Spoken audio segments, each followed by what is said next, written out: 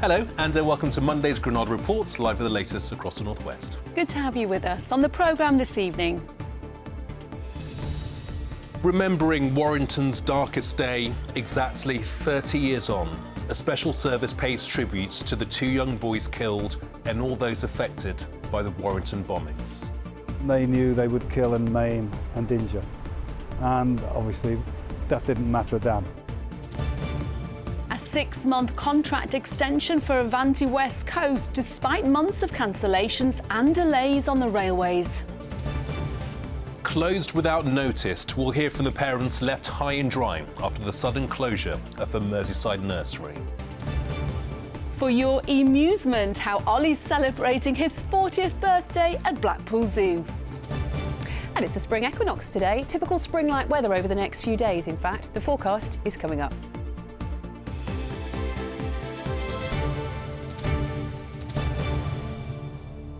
Well, first tonight, exactly 30 years ago today, two bombs ripped through the centre of Warrington, killing two young boys and injuring more than 50 people. The bombs were organised by the IRA and took the lives of 3-year-old Jonathan Ball and 12-year-old Tim Parry. Well, in the years following the atrocity, Tim's parents, Colin and Wendy, have worked to promote peace by setting up a charity in the boys' memory. Today, 3 decades on, a special ceremony took place in the town centre to pay tribute to two innocent children and to reflect on the lasting impact of one of Warrington's darkest days. Our correspondent, Rob Smith, was there. Leaving flowers where terrorists left bombs 30 years ago. Two families, an entire town, marking the moment their worlds changed forever.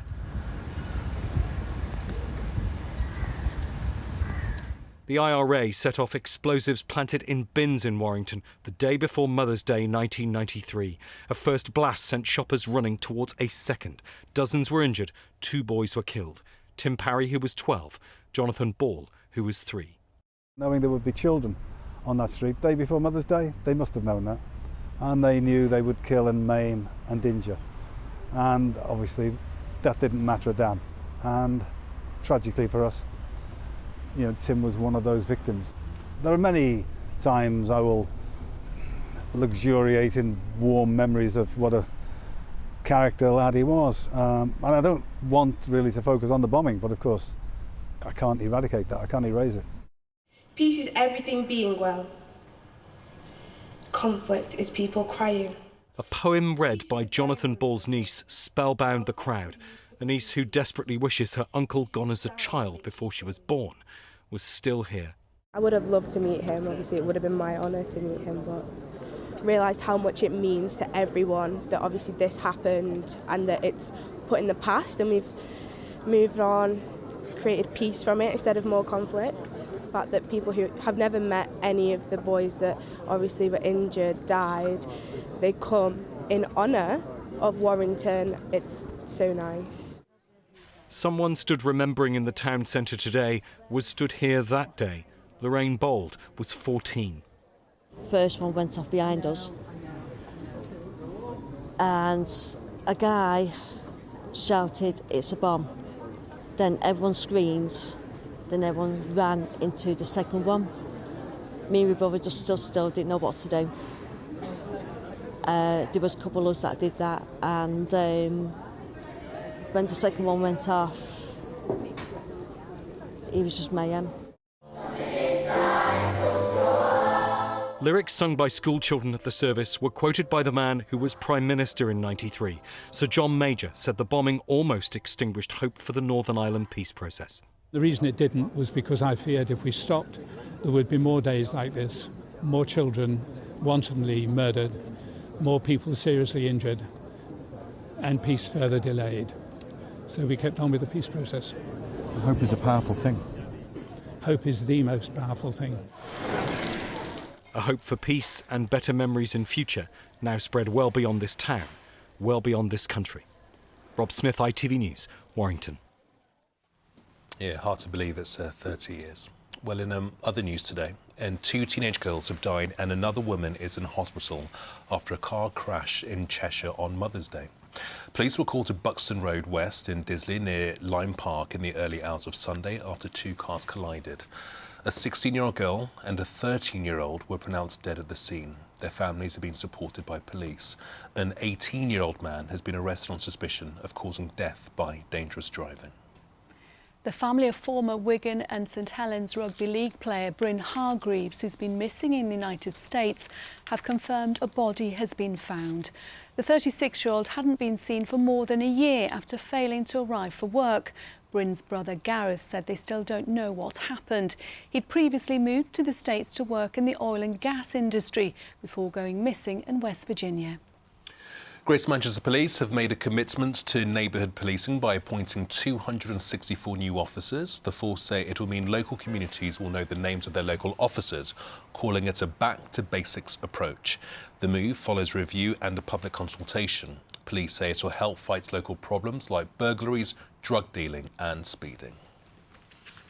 Well, now to a surprise contract extension for the under-fire train operator Avanti West Coast. Yes, the government has given it 6 months after its services improved with more trains running and fewer cancellations. However, it comes after huge criticism of the firm, with cancellations peaking at more than 25% last August. Labour have called the move inexplicable. Live now to our political correspondent, Leisha Manali. Leisha, is this a surprise move by the government? I'd say on balance it's not a shock twist. While there's no doubt that Avanti have found themselves in really hot water over the last 9 months with a service that was way too dependent on drivers volunteering to work their rest days. In October they were given just a 6-month contract to sort themselves out, and even the new Transport Secretary admitted that wasn't really enough time to give them a fair shot. You got the sense he rather wished his predecessor hadn't done it. And if you look at the figures, they are headed in the right direction. At the start of the year, Avanti was cancelling around 19% of their scheduled trains. That's now down to 5%, and the company say they're making good progress in other areas as well. Though ministers have warned them this can't be the end of their improvement journey. Avanti is turning a corner. Now, their recovery so far has given me sufficient confidence to confirm that today we will extend its contract by a further 6 months, running until the 15th of October. But this short-term contract comes with the expectation that they will continue to win back the confidence of passengers. Now, that's not an optimism shared by all our North West politicians. Here's one MP from Lancashire whose train down to Parliament was cancelled this morning.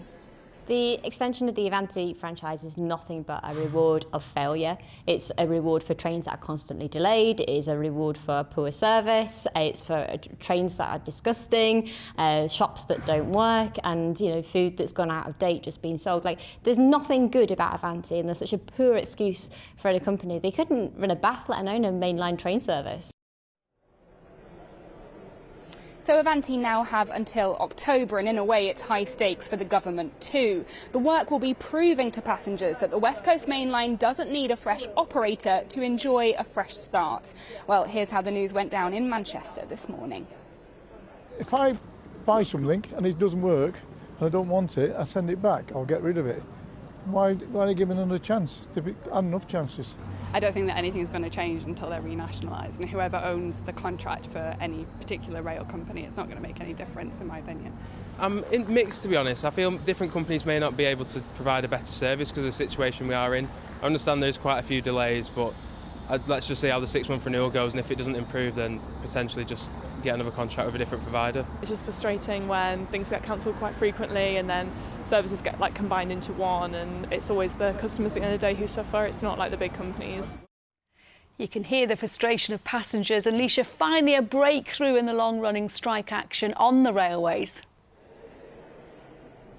That's right, Elaine. RMT union members have voted to accept a pay deal from Network Rail. It brings an end to a long-running, bitter row about pay. But caveat, it doesn't mean the walkouts are over yet, because the deal's only for those who work for Network Rail. Union members at 14 different train companies are still in dispute and still set to strike for 2 days next week.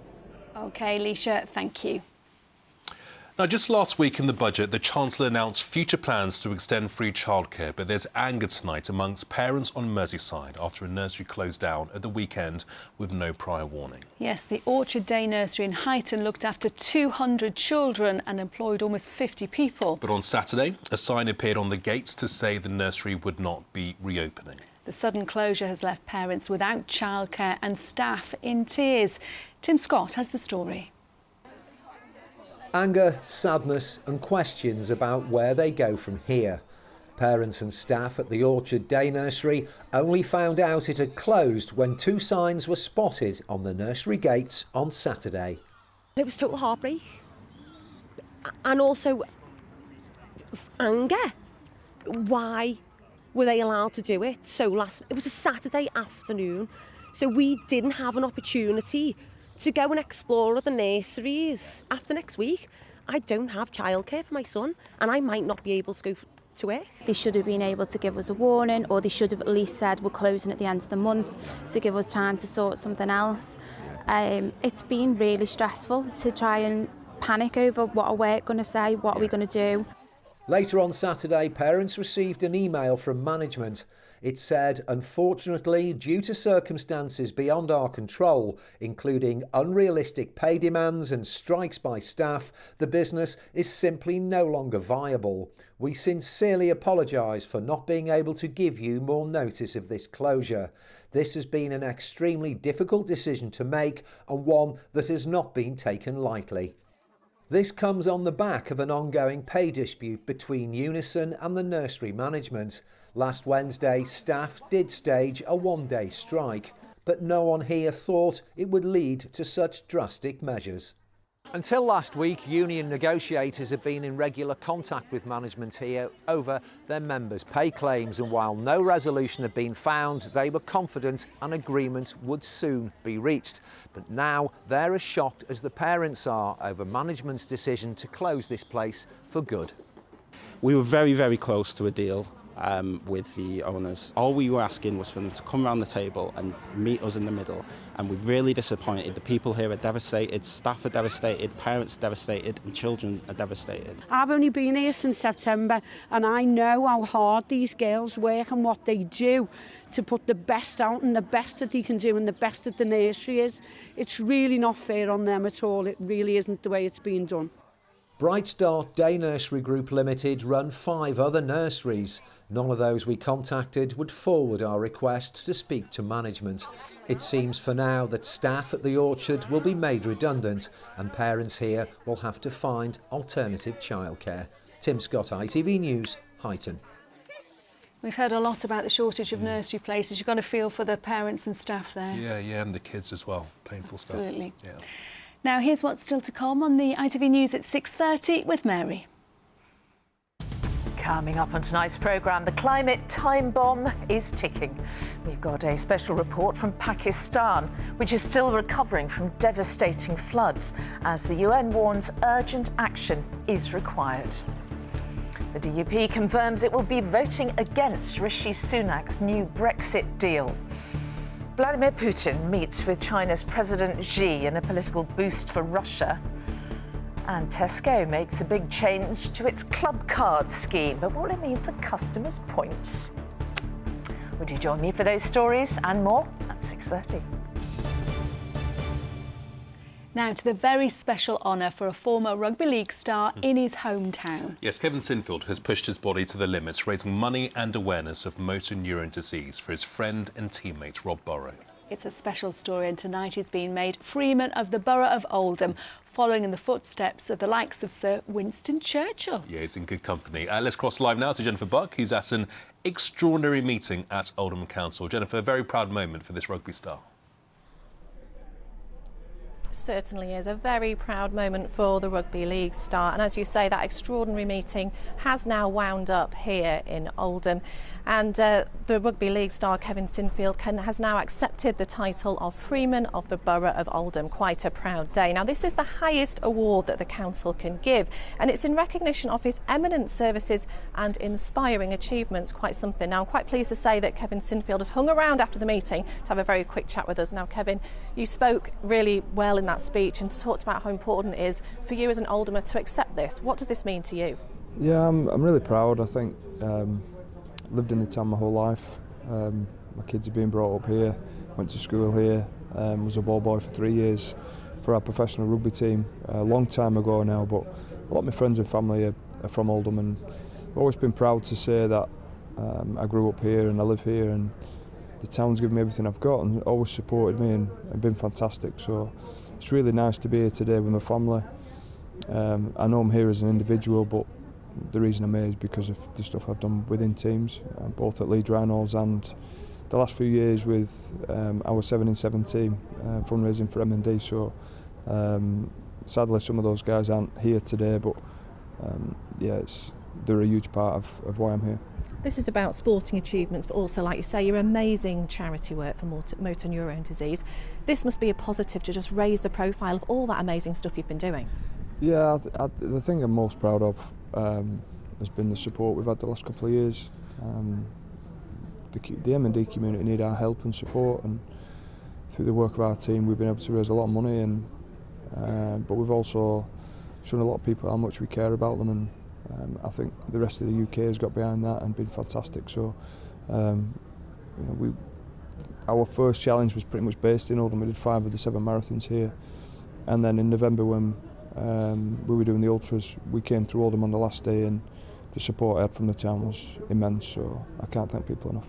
Okay, thank you very much. Okay, Kevin Sinfield there, who has accepted the honour today to be a Freeman of the Borough of Oldham. Now, he was described here as an extraordinary Oldhamer, and I think that's probably fair to say that it was mirrored all through this meeting here today.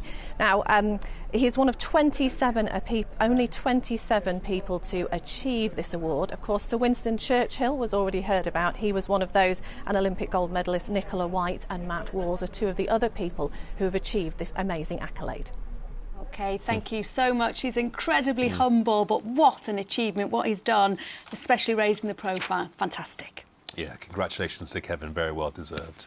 We're going to stay with sport now, and we are on course for a Manchester derby in the FA Cup final. Hello, Chris. Yeah, we're almost there. They did play each other in a semi-final, you remember, back in 2011, but now we could have an all-Mancunian affair in this year's FA Cup final after Manchester United joined City in the Final Four. United were heading for defeat in their quarter-final until this Fulham handball changed everything. A red card for the guilty party, for his teammates' angry protest, and for manager Marco Silva's reaction too. 3 sent off within a matter of seconds. Bruno Fernandes kept his cool low, scoring the penalty before adding another towards the end, as United ended up winning 3-1 to set up a semi-final with Brighton at Wembley. We showed once again big character. We played the most games from all the Premier League teams, from all the teams in Europe, and we are physical fit, we are mentally fit. When we concede a goal, we can fight back, and so I'm happy with this progress from the team.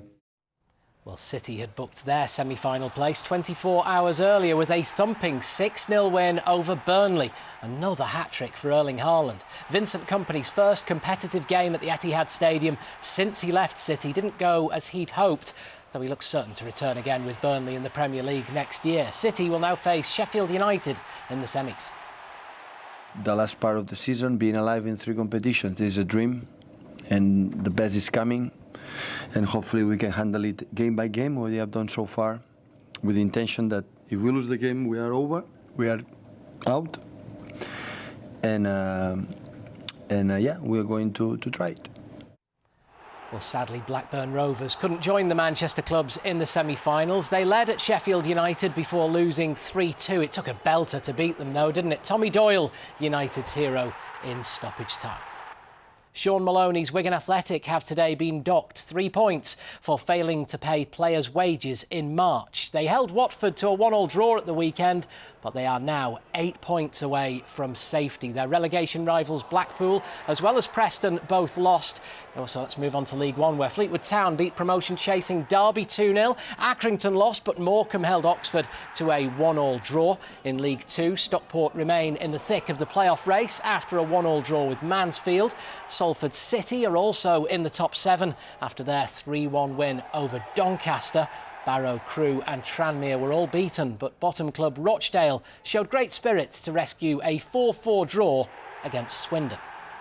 It was also the first weekend of the Wheelchair Super League season, and while Warrington were beaten, Wigan opened their account with an impressive win over last year's champions. The Warriors beat Halifax 59-45. Yeah, it was good, it was brilliant. We were hoping to, get a few fans in and get a bit of support behind us, and that's exactly what happened, and put on a good show for them to let everyone know that we were here and we meant business. So fingers crossed we can keep that up and keep that going and get to the final.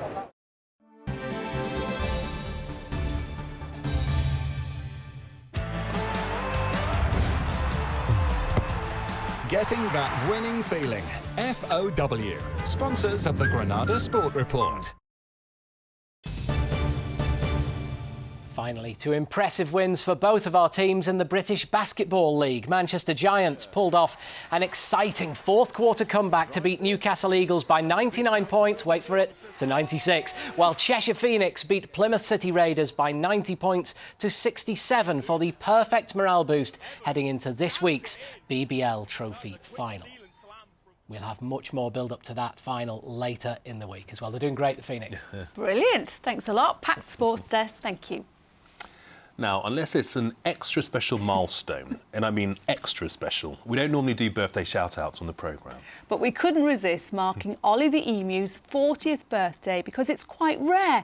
Ollie, who lives at Blackpool Zoo, is officially one of the oldest emus. So we sent our very own Dr. Dolittle and friend of the animals, Paul Crone, down the M55 to meet the birthday boy himself. Let's face it, he's not the cutest creature on the planet, but Ollie is still one of the world's oldest emus. 40 today, which is amazing going for his species. Our Ollie shares his enclosure at Blackpool Zoo with his effervescent emu partner Maggie and a clutch of kangaroos. But hitting the big 4-0 means our Ollie has developed certain human traits. You can tell he's 40 because he is a bit of a grumpy old man. He keeps himself to himself, unlike his partner Maggie, who loves a tickle and a cuddle from the keepers, and she's very interested in what you're doing. She's very nosy. Despite several attempts to get Ollie in the party mood, this only seemed to ruffle his feathers even more, and he appeared to stomp off in a midlife strop. His partner Maggie, however, was all over the birthday photo shoot. Get my eyes, get my eyes. Ollie, well, not exactly amused by all the fuss. In the wild, they would generally usually live to about 10 years old. But yeah, in captivity, usually 35 is pushing it, but he's made it to 40. So yeah, we want to celebrate that, even though he has no clue that we're doing any of this or even appreciates it. Right, Maggie, spill the beans about Ollie while he's not here. Is he always that grumpy? Yeah. Oh, what did you get him for his 40th? A what? Oh, did you? That's nice. But being grumpy on his birthday aside, Ollie has been an excellent dad over the years. Dedication that would shame us human dads. Once the females have laid all their eggs and they've gathered them all up, the males sit on them usually for about 56 days. And during that time period, they will not leave the eggs. They will not eat, they will not drink, or they won't even go to the toilet. They are truly dedicated on incubating the eggs until it's time for them to hatch. Incidentally, it's thought the oldest emu was 58, so Ollie's got a little way to go to grab the title, but he's still loved and cherished at Blackpool. They've got beautiful eyes, lovely blue heads. To most people they would be a bit ugly, but to me, I love them. One more shot for the camera, Ollie? No? Maggie, you're up. I'm feeling all emotional now. Paul Crone, ITV News, Blackpool. I mean, Coney really lived and breathed that story, didn't he? Talking to the animals, Maggie stole the show. Happy birthday, Ollie. Here's Joe with the weather.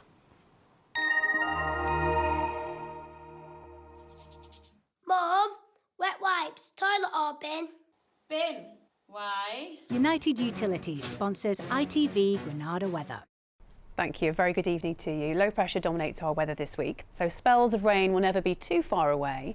But there should be a few nice sunny spells to look forward to, and temperatures are on the mild side until this weekend when they take a bit of a dip.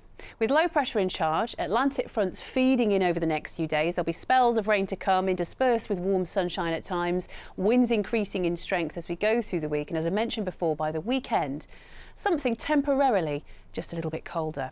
A wet evening in prospect, that rain working its way up from the southwest over the next few hours. Some heavy rain on the roads for a time, but after midnight it will fragment, turn more showery, leaving behind damp, cloudy conditions, perhaps some mist and fog here and there, and temperatures nowhere near frosty, probably 8 or 9 Celsius, the overnight low, a brisk wind continuing as we roll into Tuesday. On to tomorrow, and the sun is up at 6:12, setting at 6:25 tomorrow evening. Bit of a damp start with a few showers around in places. However, that sunshine should get out as we go through the morning and into the afternoon, cater for some showers, a fresh breeze, but lots of dry, fine weather as well. And temperature-wise, 13, maybe 14 Celsius, so not feeling too bad at all. Tomorrow night, however, we're in for a rather wet and windy spell. This rain moving in from the west during the course of tomorrow evening. That clears through and things look far more promising on Wednesday with some nice sunshine around, briefly quieter. But the end of the working week returns to unsettled form with showers around on Thursday and Friday. That's it for the time being. I'll see you again later on. Bye-bye. Cleaned up well. United Utilities sponsors ITV Granada weather.